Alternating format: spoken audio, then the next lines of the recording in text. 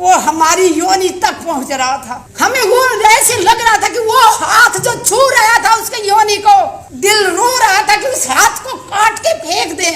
शर्म आनी चाहिए, सत्ता में बैठे लोगों को शर्म आनी चाहिए, खासकर जिस पार्टी की महिलाओं को शर्म आनी चाहिए। अरे वो इतनी गुलाम है कि इस पार्टी की, एक महिला होने के नाते उन्होंने एक शब्द नहीं बोला। चाहे वो पहलवानों को घसीटा गया हो, चाहे किसानों के ऊपर, जिंदा किसानों के ऊपर गाड़ियां चढ़ा दी गई हो, तकलीफ होती है, बहुत तकलीफ होती है, लेकिन ये ज्यादा दिन तक चलने वाला नहीं है। पाप का घड़ा इनका भरने वाला है। आप सबसे एक अपील करती हूँ, जाति में ना बटे, धर्म में ना बटे। सबसे बड़ा धर्म है इंसानियत। इंसान बन के जियो, इंसानियत सबसे बड़ा धर्म है। अत्याचार ना सहो, जितना अत्याचार सहोगे उतना ज्यादा दबाया जाएगा। देश सुरक्षित हाथों में है, सो जाइए आंख बंद करके। अरे मणिपुर में जो हुआ उसको देख के कोई बहन सोई है क्या? और जिसने कारगिल में अपना खून बहाया, दुश्मन से लड़ाई लड़ी, उसकी पत्नी को भी इन्होंने नंगा करके घुमाया। फिर कहते हैं कि मोदी है तो मुमकिन है। देश के सैनिकों के लिए एक ही बात कहूंगी, मुझे भारतीय सैनिकों पे ऊपर गर्व है और मैं गर्व करती हूँ कि मैं एक भारतीय सैनिक की पत्नी हूँ और एक किसान की बेटी हूँ। लेकिन आज प्रधानमंत्री जी ने ये साबित कर दिया कि वो सबसे कायर प्रधानमंत्री जी। पुलवामा में जो भाई शहीद हुए, उनकी पत्नियों की मैं तकलीफें बताऊं आप लोगों को। वो शहीद हो जाता है, विधवा हो जाती, वो एक ठीक है, अलग बात है। वो देश के लिए बड़ी गर्व करती है कि मेरे आदमी ने शहीदी दी, गर्व महसूस करती है। लेकिन उस विधवा को कितनी तकलीफों से गुजरना पड़ता है। हमारा समाज उस विधवा को अशुभ मानता है। जब ब्याह शादी होती है तो उस विधवा को सभी प्रोग्रामों से दूर रखा जाता है। कहा जाता है ये तेल नहीं चढ़ाएगी, ये हल्दी नहीं चढ़ाएगी, ये तो विधवा है। मैं देश की मातृशक्ति से अपील करती हूँ, विधवाओं का ऐसे तिरस्कार ना करो।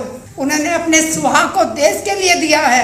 अरे वो अशुभ कैसे हो सकती है? उसने अपना सिंदूर कुर्बान कर दिया देश के लिए, और उसको कहा जाता है कि तू तेल नहीं चढ़ाएगी, तू किसी को टीका नहीं कर सकती, तू पूजा में नहीं बैठ सकती, कि तू अशुभ है। अशुभ तो ये लोग हैं जो दिखावा करते हैं, मुंह में लड्डू खिलाते हैं सैनिकों के और पीठ में छुरा घूंपते हैं। अगर ये सच्चे होते तो आज तक पुलवामा के ऊपर कमेटी क्यों नहीं बनाई?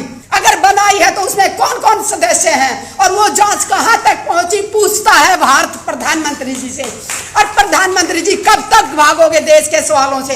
इनके सांसद जब भी कोई सवाल करता है, चाहे पीटी उषा मैम से मैंने सवाल किया था जंतर मंतर पे तो वो भाग गई थी, मीनाक्षी लेखी से बात की तो वो भाग गई थी, जिससे भी सवाल करते हैं वो भाग रहे हैं। आज देश का बच्चा बच्चा जाग चुका है, प्रधानमंत्री जी से सवाल पूछेगा और आज नहीं तो कल प्रधानमंत्री जी को देना होगा, जवाब देना होगा। दुख होता है जब सैनिकों के नाम पे वोट मांगने जाते हैं। पुलवामा इनकी कमजोरी के कारण हुआ।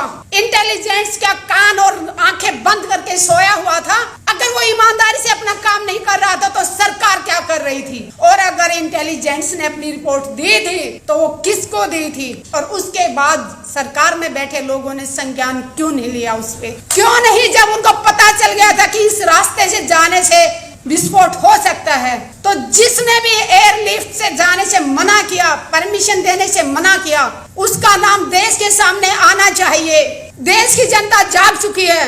बहुत देर तक इन्होंने धर्म के नाम पे लड़ा लिया, जाति के नाम पे लड़ा लिया, बट अब देश जाग चुका है। देश के समझ में आ गया है, अगर आप भी नहीं बोले तो हम बोलने लायक ही नहीं रहेंगे। ऐसी हालत करने की तैयारी कर रखी है देश की सरकार ने कि हम सिर्फ दो टाइम की रोटी मांगने के लिए हाथ फैलाएं ताकि हम अपने हकों की आवाज ना उठा सके। जवान शहीद होते हैं उस दिन उसके घर में खूब सारे लोगों का आना जाना, सुबह से शाम तक लाइन लगी रहती है, लेकिन उसके बाद उस विधवा को अपना जिंदगी कैसे बसर करती है, किस तरह अपने बच्चों को पढ़ाती है, ये देखने वाला कोई नहीं होता। उस बहन को, विधवा को अपनी पेंशन लागू करवाने के लिए सरकारी दफ्तरों के एक साल तक चक्कर काटने पड़ते हैं। हम बहुत बार रक्षा मंत्रियों से मिले हैं, मनोहर पारिकर जी थे तब भी मीटिंग होती थी, सीतारमन जी थे उनसे भी मीटिंग हुई, हमारे ये राजनाथ जी हैं इनसे भी मीटिंग हुई, लेकिन हमेशा वादा किया जाता है कि हाँ हम सब ये किया जाएगा, लेकिन ना कोई विधवाओं की सुनने वाला है ना कोई जवानों की सुनने वाला है। और जवान विधवा की बात मैं इसलिए कर रही हूँ मैंने उन वीर नारियों को बहुत नजदीक से देखा है। मैंने उन वीर नारियों की बहुत तकलीफ देखी थी, तभी मैं जंतर मंतर पे माँ बाप की कसम खा के धरने पे बैठी थी जन सतवीर के साथ। आप में से शायद कुछ लोग जानते भी होंगे, मैं 1 मिनट लेके अपना बताना चाहूंगी। मैंने 810 दिन रिले हंगर स्ट्राइक किया था। एक टाइम खाना खाती थी 24 घंटे में, सुबह से शाम तक सिर्फ प्लेन पानी पीती थी, और उसके बाद 11 दिन तक मैंने आमरण अनशन किया था। और वहां पे बैठी थी तो माँ बाप की कसम खा के बैठी थी, किसान की बेटी हूँ और एक सैनिक की पत्नी हूँ तो पीछे हटने वाली नहीं थी। आईसीयू में पहुंच गई थी, 4 दिन तक मैं आर हॉस्पिटल में रही और मुझे बलात्कार की धमकी दी गई।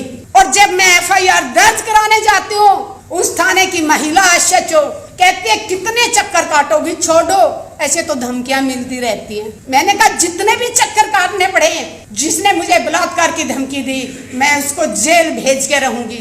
आप यकीन मानेंगे 14 महीने बाद मेरी FIR दर्ज की, मैं दिल्ली की बात कर रही हूँ, और वो भी तब मैं महिला आयोग गई, साइबर क्राइम गई, दोनों तरफ से दबाव पड़ा। उसके बाद 14 महीने बाद वो FIR दर्ज की, और उसके बाद आज 30,000 कोर्ट में केस चल रहा है। आज तक नहीं ढूंढ पाए कि वो इंसान कौन था जो एक आर्मी ऑफिसर की पत्नी को बलात्कार की धमकी दे रहा था। जय जवान जय किसान।